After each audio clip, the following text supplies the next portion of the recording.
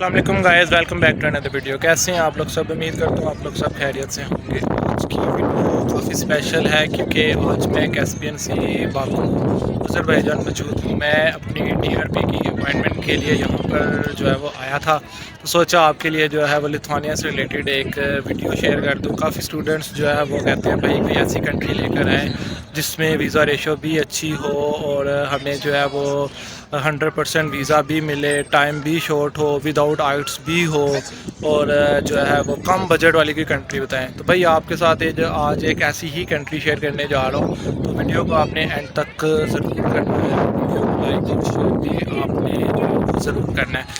अच्छा, तो अगर मैं बात करता हूँ तो लिथुआनिया जैसे कि आपको पता है कि ये अज़रबैजान यूरोप के अंदर एक बाल्टिक स्टेट है जिसे जिसे शेंगन जोन में ये कंट्री आती है। और इस कंट्री की अगर हम बात करते हैं तो हाई वीज़ा रेशो है इसके अंदर। इसका प्रोसेस बड़ा ही जो है ना शॉर्ट सा प्रोसेस है और इसकी वीज़ा रेशो भी अच्छी है।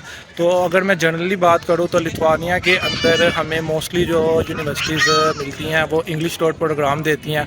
लिथुआनिया एक अच्छी डेस्टिनेशन सिर्फ इसलिए है क्योंकि इसके अंदर मैक्सिमम जो है वो इंग्लिश टॉट प्रोग्राम्स मिलते हैं। उसके अलावा अगर मैं इसमें बात करता हूँ तो इंग्लिश प्रोग्राम के अलावा इसमें सबसे ज़्यादा जो स्टूडेंट्स को प्रॉब्लम्स आती है वो कहते हैं भाई कोई ऐसी कंट्री बताएं जहाँ पे आर्ट्स का इंग्लिश लैंग्वेज का कोई इशू ना हो। तो अगर मैं बात करूँ तो इस कंट्री के अंदर आपको इंग्लिश लैंग्वेज का कोई इशू नहीं आता क्योंकि लिथुआनिया के अंदर मोर देन 90% जितने भी कोर्सेज हैं वो मीडियम ऑफ इंस्ट्रक्शन के ऊपर आपको जो है वो एडमिशन देते हैं। उसके अलावा अगर मैं बात करता हूँ कि इसकी वीज़ा रेशो क्या है, वीज़ा रेशो इसकी 100% है। अगर इसमें बात करें कि कितने परसेंट मार्क्स चाहिए तो मार्क्स की अगर मैं बात करूँ तो अगर आपके 55 से अबव मार्क्स हैं, 60% अगर आपके बैचलर में या इंटर में मार्क्स हैं तो आप इजीली जो है वो इसमें वीज़ा ले सकते हैं। अच्छा, सेकंड अगर मैं बात करता हूँ कि एडमिशन ले सकते हैं। अगर आपके 60% मार्क्स हैं बैचलर में या इंटरमीडिएट में तो आपका एडमिशन ईज़िली हो जाता है क्योंकि यहाँ पर जो एडमिशन है वो मोस्टली आपके मोटिवेशन लेटर के ऊपर डिपेंड करता है कि अगर आपका मोटिवेशन लेटर अच्छा लिखा हुआ है, अगर आपका गैप भी है। फॉर एग्जांपल स्टूडेंट्स आते हैं वो कहते हैं भाई बैचलर मास्टर्स के लिए अप्लाई करना है, 10 साल का गैप है, क्या करें, कौन सी कंट्री है जहाँ पे अप्लाई करें, पैसे भी कम लगें और वीज़ा भी लग जाए। तो अगर मैं ये बात करूँ तो लिथुआनिया एक वाहिद कंट्री है जो आपका 8 से 10 साल का गैप ईजीली एक्सेप्ट करती है। बट जो आपका गैप है वो जस्टिफाई होना चाहिए। अगर आपका मोटिवेशन लेटर अच्छा है, आपने जो गैप आपका है वो आपने अपने एक्सपीरियंस के साथ उसको जो है वो जस्टिफाई किया हुआ है तो आपका एडमिशन 100% हो जाता है। अगर मैं इसकी बात करता हूँ कि आफ्टर एडमिशन इसका क्या प्रोसेस होता है तो स्टूडेंट्स एक चीज़ को लेकर भी बहुत ज़्यादा परेशान थे कि भाई इस साल 2024 के अंदर जो स्टूडेंट्स को प्रॉब्लम फेस करनी पड़ी थी वो ये प्रॉब्लम फेस करनी पड़ी थी कि स्टूडेंट्स को पीसीसी लीगलाइजेशन का बहुत ज़्यादा इशू था। तो इस साल के स्टूडेंट्स के लिए खुशखबरी ये है कि अब जो है वो आपको पीसीसी भी जो है वो लीगलाइज करवाने की ज़रूरत नहीं है क्योंकि पाकिस्तान के अंदर अपोस्टाइल जो है वो स्टार्ट हो चुका है। और अब आप जो लास्ट टाइम स्टूडेंट्स ने 300 यूरो 360 यूरो के अंदर अपना जो है पीसीसी जिसे पुलिस प्रैक्टिस सर्टिफिकेट कहते हैं, मोस्ट इंपॉर्टेंट डॉक्यूमेंट है लिथुआनिया के लिए। अगर आप लिथुआनिया में अप्लाई कर रहे हैं तो आपका पीसीसी आपका जो है वो जेन्युइन होना चाहिए, विदाउट एनी किसी इसके ऊपर कोई जो है वो कहने चार्ज नहीं होना चाहिए। तो वो पाकिस्तान ने अब अपोस्टाइल भी स्टार्ट हो गई है। जो स्टूडेंट्स जो है वो मोफा के थ्रू जो है वो वॉकिंग के थ्रू 3000 ईच डॉक्यूमेंट की प्राइस है और आई थिंक जो दूसरे इनके डॉक्यूमेंट है वो 8 या 10 हज़ार है जो लीगल डॉक्यूमेंट्स हैं। तो ये भी मैं शेयर आपके साथ कर दूंगा। तो आप इजीली अपना जो है वो पीसीसी जो है वो लीगलाइज करवा सकते हैं और आपका जो है वो वीज़ा प्रोसेस भी कंप्लीट हो जाता है। अच्छा, इस कंट्री में जो सबसे बेस्ट चीज़ है ना जो मुझे लगती है स्टूडेंट्स के एडमिशन के बाद मीन्स के विदाउट आर्ट्स भी एडमिशन हो रहा है आपका। उसके अलावा अगर हम बात करते हैं कि विदाउट आइट्स और गैप के साथ भी जस्टिफाई है तो यहाँ पर सबसे बड़ी बात है ये कंट्री आपको वीज़ा नहीं देती, यह कंट्री आपको डायरेक्ट टीआरपी देती है और इसमें एम्बेसी का कोई रोल ही नहीं है क्योंकि जिन कंट्रीज़ के अंदर एम्बेसी का रोल होता है वहाँ पे वीज़ा रिजेक्शन भी फेस करनी पड़ती है। चाहे हम जितनी मर्जी स्ट्रॉन्ग किसी भी कंट्री की बात कर लें, ताकि यूके की भी बात कर लें तो वहाँ पर भी समटाइम स्टूडेंट्स को रिजेक्शन आ जाती हैं किसी ना किसी वजह से। लेकिन यहाँ पर सबसे बड़ी बात यह है कि यहाँ पर क्योंकि आपको माइग्रेट्स डिपार्टमेंट डायरेक्ट डील करता है जो कि लिथुआनिया का अपना एक डिपार्टमेंट है। वो डील करता है, जो डायरेक्ट आपको टेम्परेरी रेजिडेंट परमिट देता है। तो इसमें जो है वो 100% मतलब कि इसकी जो अगर हम वीज़ा रेशो की बात करें तो 99.99 है। मैंने नहीं देखा कि किसी बंदे को रिजेक्शन आई हो अगर आपके डॉक्यूमेंट पूरे हैं तो ये कंट्री इस टाइम जो स्टूडेंट्स 2024-2025 के लिए एडमिशन के लिए अप्लाई करना चाहते हैं, इसमें फरवरी इनटेक भी है और सितंबर इनटेक भी है। जो स्टूडेंट्स अपना प्रोसेस करवाना चाहते हैं वो जो है वो अपने डॉक्यूमेंट्स रेडी कर लें। ये कंट्री इस टाइम आपके लिए यूरोप की डेस्टिनेशन बेस्ट डेस्टिनेशन है, क्योंकि इस कंट्री में आपको ईज़िली वीज़ा भी आपका लग जाएगा, आपको एडमिशन भी मिल जाएगा अगर आपके डॉक्यूमेंट्स ठीक हैं। अगर आपके स्टूडेंट हैं आप और आपने बैचलर अभी कंप्लीट किया और अगर आपका CGPA 3 CGPA से ऊपर है तो आपको मस्ट इसमें अप्लाई करना चाहिए। अगर मैं इसमें फ़ीस की बात करता हूँ कि फ़ीस इसमें कितनी आपकी जो है वेरी करती है, तो इसमें मोस्टली हमारे पास कुछ जो है वो अगर मैं बात करता हूँ तो इसमें कुछ यूनिवर्सिटीज़ हमारे पास पब्लिक है, मोस्टली यूनिवर्सिटीज़ पब्लिक है और कुछ प्राइवेट यूनिवर्सिटीज़ भी हैं। पब्लिक यूनिवर्सिटी की बात करें तो मास्टर्स के लिए जो आपकी फ़ीस वेरी करती है वो 4000 से लेकर 6000 तक चलती है। जो सोशल सर्विसेज कॉमर्स के सब्जेक्ट हैं वहाँ पे 4000 से 5000 फ़ीस है, और जो इंजीनियरिंग के सब्जेक्ट्स हैं वहाँ पे आपकी तकरीबन 5600 यूरो तक फ़ीस जाती है। अगर हम बैचलर की बात करते हैं तो 2500 से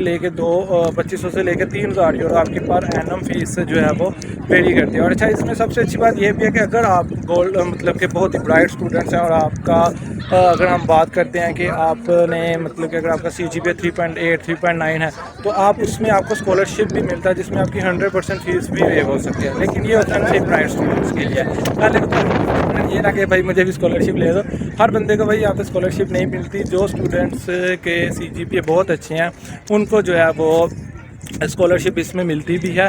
और अगर इसके अलावा मैं बात करता हूँ कि इसका टोटल टाइम ड्यूरेशन कितना है, तकरीबन इसमें 3 से 5 माह अगर लग जाते हैं। अगर आपके सारे डॉक्यूमेंट्स क्लियर हैं तो आप इजीली जो है वो यहाँ पर एडमिशन ले सकते हैं। और अगर जिन स्टूडेंट्स ने अपना प्रोसेस स्टार्ट करना है मैं उनसे यही कहूँगा कि भाई टाइमली अपना प्रोसेस स्टार्ट करें, क्योंकि इस साल ये था कि थोड़ी सी इनको जो स्टूडेंट्स थे क्योंकि इनकी लीगलाइजेशन का इशू था, PCC की डबल लीगलाइजेशन करवानी थी जो कि लिथुआनिया से ही होती थी, जिसकी वजह से स्टूडेंट्स को जो है वो लेट हुए और एक कम से जो है वो अपॉइंटमेंट का इनका इशू बन गया।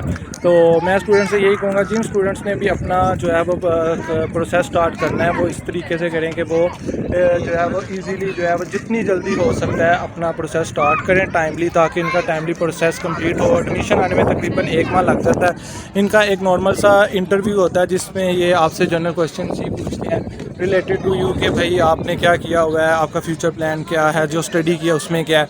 इस तरह का इंटरव्यू होता है जिसकी पूरी प्रिपरेशन करवाई जाती है।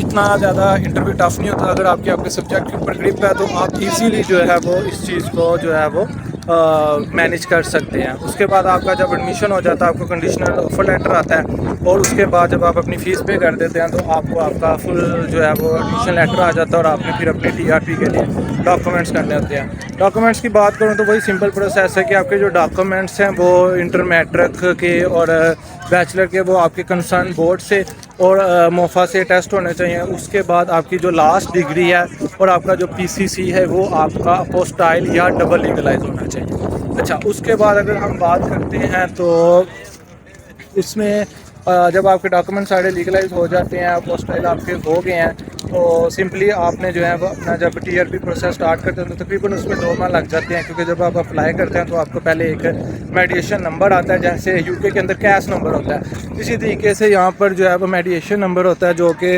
आपकी माइग्रेस की आप एप्लीकेशन करते हैं आपको आपका जो है वो मेडिएशन नंबर मिल जाता है। उसके बाद फिर हम जो है वो अपॉइंटमेंट लेते हैं VSF के थ्रू। अच्छा, इसमें यह भी बता दूं कि इस कंट्री की पाकिस्तान में एम्बेसी नहीं है, जो कि टेक्निकली एक अच्छी बात है यार। पाकिस्तान में जितनी भी एम्बेसीज हैं ना रोले ही हैं। जर्मनी ने भी एम्बेसी बंद कर दिया, वो भी उसने भी रोले बनाए हुए हैं, मतलब कि ना फजूल की टेंशन ही है। तो जिन कंट्रीज़ की पाकिस्तान में एम्बेसी नहीं है मैं तो कहता हूँ यार शुक्र है, क्योंकि आपने सिंपल VSF की अपॉइंटमेंट लेनी है, ठीक है। इसकी VSF की अपॉइंटमेंट की अगर बात करें तो अज़रबैजान है सबसे चीप में आता है, UAE आता है, उसके अलावा मलेशिया है, टर्की है, फिलिपाइंस हैं, डिफरेंट कंट्रीज़ है। तो मैं स्टूडेंट्स को यही हमेशा जो है वो रिकमेंड करूँगा कि आप बाकू में आएँ, इतना ज़्यादा एक्सपेंस भी नहीं है, टिकट भी अफोर्डेबल है, वीज़ा भी विद इन 3 डेज़ के अंदर आपके नॉर्मल वीज़ा आ जाता है, जिसकी कॉस्ट अगर बात करूँ तो $26 से $30 है, मतलब कि 7 से 8 हज़ार पाकिस्तानी बनता है। और आपको 3 महीने की जो है ना स्टूडेंट वीज़ा मिल जाता है, और उसके ऊपर आप इधर विज़िट करके तो आप इजीली अपना जो है वो प्रोसेस अपने बायोमेट्रिक करवा सकते हैं, डॉक्यूमेंट्स चेक करवा सकते हैं। और आप इजीली जो है वो विद इन अ मंथ जब आप यहाँ पे अपने बायोमेट्रिक्स करवाते हैं तो तकरीबन 15 से 20 दिन के अंदर आफ्टर बायोमेट्रिक आपको 3 से 4 दिन के अंदर इंटरव्यू की कॉल आती है, और इंटरव्यू के बाद आपको तकरीबन 20 से 25 दिन के बाद टीआरपी की कलेक्शन की कॉल आ जाती है, और आप अपनी टीआरपी कलेक्ट करके तो एक शेंजन जोन के अंदर जो है वो अपनी स्टडी कंप्लीट करने के बाद वहाँ पर वीज़ा भी जो है वो अपना जो वीज़ा है वो वर्क परमिट में भी कन्वर्ट करवा सकते हैं। तो क्योंकि आपको यहाँ पे जो वीज़ा दिया जाता है बैचलर या मास्टर्स के लिए फॉर एग्जाम्पल, तो तकरीबन आपकी 1.5 साल की टीआरपी होती है, उसके बाद आपको तकरीबन 1.5 साल की वर्क की टीआरपी मिल जाती है। उसके ऊपर आप 27 या 28 जो भी शेंजन में कंट्रीज आती हैं वहाँ पर अपनी जो है वो जॉब फाइंड करके आप अपना जो फ्यूचर है फर्स्ट कर सकते हैं। और यहाँ पर एक बात ये भी बताना चाहूँगा कि लिथुआनिया के अंदर बहुत से ऐसे कोर्सेज़ हैं जैसे इनोवेटिव इंस्टीट्यूशन इन जियोमेट्रिक्स है, जो आपको ड्यूल डिग्री भी प्रोवाइड कर रहे हैं। लाटविया के अंदर भी आपके सेमेस्टर्स हैं, और आप यहाँ पर स्पाउस के साथ भी जा सकते हैं। तो ये थी आज की डिटेल वीडियो, जिसमें मैंने आपके साथ लिथुआनिया का होल प्रोसेस भी गाइड कर दिया, और आपको थोड़ा सा जो है आपको का भी दिखा दिया। इंशाल्लाह मिलेंगे नेक्स्ट वीडियो में।